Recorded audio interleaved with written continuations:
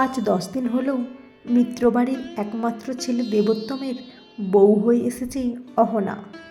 বিয়ের আগে শুনেই এসেছিল পাত্র দেবোত্তমের যৌথ পরিবার।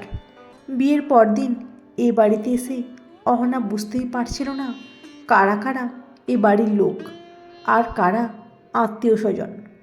অষ্টমঙ্গলা থেকে আসার পর অহনা দেখে সবাই যে যার বাড়ি ফিরে গেছেন। বাড়িতে আছেন ঠাকুমা শাশুড়ি ননিবালা দেবী, শ্বশুরমশাই দেবরাজ মিত্র, শাশুড়িমা প্রতিমা দেবী, কাকা শ্বশুর দেবতনু মিত্র, কাকি শাশুড়ি মণিমালা দেবী আর তাদের 2 মেয়ে মৌ আর জুই, আর তারা 2জন। অহনা এ বাড়িতে আসার কিছুদিন পরেই বুঝতে পারে এ বাড়িতে ছেলেদের ইচ্ছেতেই সংসার চলে। বাড়ির বউয়েরা কোথাও গেলে পুরুষদের মদ নিতে হয়।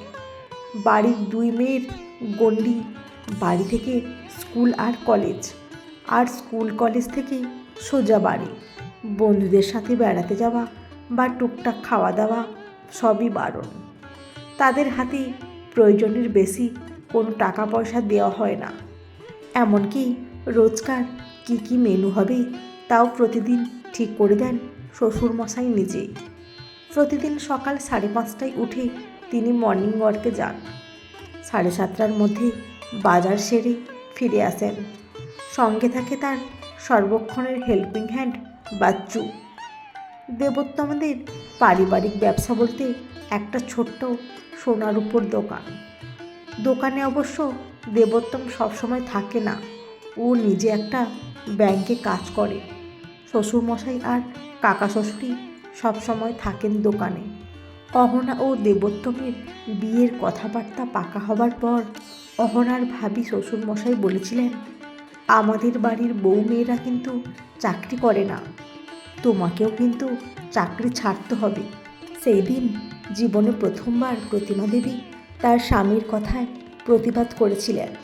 সেটা অবশ্য অহনা বিয়ের পর জানতে পেরেছে। দিদি শাশুড়িও তার বৌমার কথায় সাই দিয়েছিলেন। বাজার থেকে ফিরে শ্বশুরমশাই তার নিজের ঘরে চা জলখাবার খান।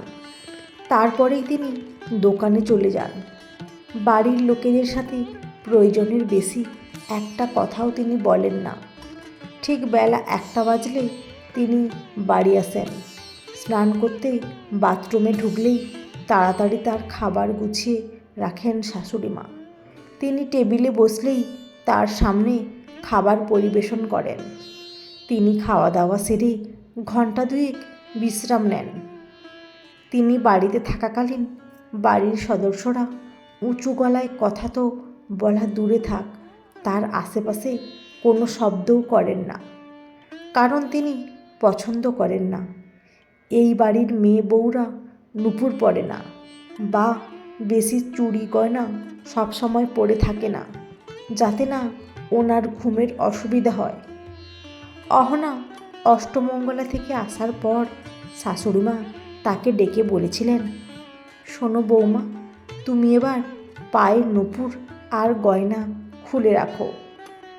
কয়েকদিন পর অহনা স্কুলে যাওয়ার জন্য তৈরি হয়ে নামতেই প্রতিমা দেবী বলেন, বৌমা, তুমি বেরোবার সময় তোমার শ্বশুরমশাইকে দোকানে বলে যাবে, বুঝেছ? আর হ্যাঁ, মাথায় ঘোমটা দিয়ে বেরোবে। বাস রাস্তার দিকে গিয়ে ঘোমটা খুলে ফেলো, কেমন? অহনা মাথা নাড়ে। বাবা, আসবো? তিনি বলেন, বেরোচ্ছ? সাবধানে এসো। মানুষটাকে এই কয়েকদিন দেখেই অহনার মনে হয় মানুষটার মনটা ভালো। হয়তো ছোট থেকে বাবা ঠাকুরদাকে দেখে তিনি তাদের নিয়মেই চলতে শিখেছেন। বেশ কয়েকদিন পর সেদিন অহনার ছুটি ছিল। সকালে অহনা রান্নাঘরে গিয়ে বলে, আমি আজ কিছু রান্না করব মা। তুমি রান্না করবে? কিন্তু এ বাড়ির ছেলেরা আবার অন্যরকম স্বাদের হলে খাবে না, মুখে কিছু বলবে না, পাশে সরিয়ে রাখবে। অহনা বলে, আপনি বলুন না বাবা কাকার কোন খাবারটা বেশি পছন্দের, আজ সেটাই বানাই। ননিবালা দেবী তখন রান্নাঘরের সামনে চেয়ারটাতে বসেছিলেন। তিনি বলেন, করবি যখন তখন আমি তোকে নারকেলের বড়াটাই শিখিয়ে দিই। ওরা ওটা খেতে খুব পছন্দ করে, কিন্তু ঘরে তো নারকেল নেই। অহনা বলে, আমি পিছনের দরজা দিয়ে গিয়ে নিয়ে আসবো। তিনি হেসে বলেন, আন। দুপুরে খেতে বসে পাতে নারকেলের বড়া দেখে ওনারা খুব খুশি হন। অহনার শ্বশুরমশাই বলেন, এই গরমে তুমি আবার রান্নাঘরে ঢুকেছো মা? যদি শরীরটা খারাপ হতো। আরে বাবা, খেয়ে দেখ না আগের মতো হয়েছে কি না। কাকা শ্বশুর এক কামড় খেয়ে বলেন, তুমি করেছো আর ভালো হবে না? এ কি হতে পারে? শ্বশুরমশাই চুপ করে খেয়ে যাচ্ছেন। একটু পর তিনি বলেন, না না, এটা তোমার করা না। তোমার হাতের নারকেলের বড়া সেই ছোট থেকে খেয়ে আসছি। তা কে বানালো? ভালোই হয়েছে। ননিবালা দেবী বলেন, নাত বউ বানিয়েছে। কিন্তু আমি তো এর মধ্যেই নারকেল আনিনি। আজকে নাত বউ সবার পছন্দের একটা করে পদ বানিয়েছে। দেবোত্তম বলে, আমার জন্য কি বানিয়েছ? অহনা বলে, তুমি আর তোমার বোনেরা যেটা ভালোবাসো সেটা তো চিকেন, কিন্তু সেটা তো এবারের রান্নাঘরে হবে না। শুনেছি চিকেন রান্না করতে হলে ছাদে গিয়ে করতে হয়, সেটা অবশ্য আরেক দিন হবে। আর আজ ঠাম্মির যেটা পছন্দ সেটা তোমারও খুব প্রিয়, সেটা আমি সবার জন্য শেষ পাতে ব্যবস্থা করেছি। দেবোত্তম বলে, সেটা নিশ্চয়ই রাবড়ি। একটু চুপ থেকে অহনা বলে, আচ্ছা, তোমাদের ছেলেদের যা যা পছন্দ সেটা মা ঠাম্মিরা তো জানে, কিন্তু তুমি কি জানো মা কাকিমারা কি ভালোবাসেন? সবাই চুপ করে থাকে। দেবোত্তম বলে, ওরা তো কোনোদিন কিছু বলেনি। আমি প্রথম যেদিন মাইনে পাই সেদিন সবাইকে জিজ্ঞাসা করেছিলাম কে কি খাবে। তখন ওরা বলেছিল, তুই আনন্দ করে যা আনবি আমরা তাই খাবো। আমাদের কোনো পছন্দ নেই, তোদের পছন্দই আমাদের মেয়েদের পছন্দ।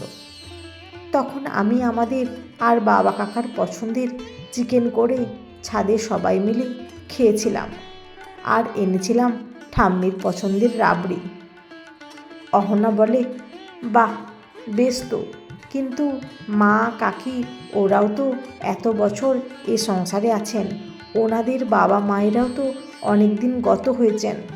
এতগুলো বছর তোমাদের পছন্দ অপছন্দ ভাবতে গিয়ে ওনাদের পছন্দ ওনারা ভুলেই গেছেন। আমি বারবার জোর করাতে সামান্য কিছু খাবারের কথা তারা বলেছেন। ঠাম্মির পছন্দ রাবড়ি, মায়ের পছন্দ আমের পাতলা ঝোল, কিন্তু এই বাড়িতে সবাই বেশি মিষ্টি দেওয়া চাটনি পছন্দ করে, তাই নিজের জন্য আলাদা করে তা কোনোদিন আর করেননি তিনি। আর কাকিমার পছন্দ কুচো চিংড়ির কাঁচা ঝাল, কিন্তু এ বাড়িতে তো তোমার অ্যালার্জির জন্য চিংড়ি মাছ ঢোকে না, তাই তিনি এ বাড়িতে আসার পর কিভাবে বলতেন বলো? মৌ আর জুই পাশের ঘর থেকে এসে বলে, বৌদি, তুমি তো আমাদের পছন্দের খাবারের কথা জিজ্ঞাসা করলে না। অহনা বলে, ওটা আমি জেনে নিয়েছি, ওটা বিকেলে হবে। ওদের মুখগুলো দেখে অহনা ওদের কানে কানে বলে, ফুচকা। ওরা দুজন বৌদি বলে জড়িয়ে ধরে। শনিবার রাতের বেলা সবাই একসঙ্গে খেতে বসেছে। এই বাড়ির নিয়ম অনুযায়ী ছেলেরা খাবার পর বাড়ির বউয়েরা খেতে বসে, কিন্তু অহনা আসার পর তাকে সেই নিয়ম মানতে দেয়নি শাশুড়িরা। জুই মৌ যেমন সবার সঙ্গে খেতে বসে, অহনাও সেরকম সবার সঙ্গে খেতে বসে। অহনার শাশুড়িমা তার সামনে আজ রুটির বদলে ভাত দিলে অহনা বলে, মা, আমাকে ভাত দিলে, আমি তো রুটি খাই। তিনি বলেন, আজ তোমাকে তো ভাত খেতে হবে মা। অহনা কিছু বলতে যাবে, তার আগেই কাকি শাশুড়ি তার সামনে লইটা মাছের ঝুড়ো আর দই কাতলার বাটিটা এগিয়ে দেন। অহনা বলে, তোমরা কি করে জানলে এই দুটো আমার সবচেয়ে পছন্দ? দেবোত্তম বলে, কাল সবার পছন্দ শোনার পর আমাকে বাবা ডেকে বলেছিল যে তোমার কি পছন্দ, তোমার মায়ের কাছ থেকে সেটা জেনে বলতে। আজ বাবা তাই সেই অনুযায়ী বাজার করে রান্না করতে বলেছে। অহনা তার শ্বশুর মশাইয়ের দিকে তাকিয়ে দেখেন। তিনি এক মনে খেতে খেতে তার দিকে তাকিয়ে দেখে একবার শুধু হাসেন, তারপর আবার মাথা নিচু করে খেতে থাকেন। অহনা বুঝতে পারে সে ঠিকই বুঝেছিল, তার শ্বশুরমশাই রাশভারী হলেও আদতে তিনি খুবই ভালো মনের মানুষ। বন্ধুরা, আজকের গল্পটি কেমন লাগলো? যদি ভালো লেগে থাকে অবশ্যই একটি লাইক দিয়ে চ্যানেলটি সাবস্ক্রাইব করে পাশে থাকবেন। অসংখ্য ধন্যবাদ।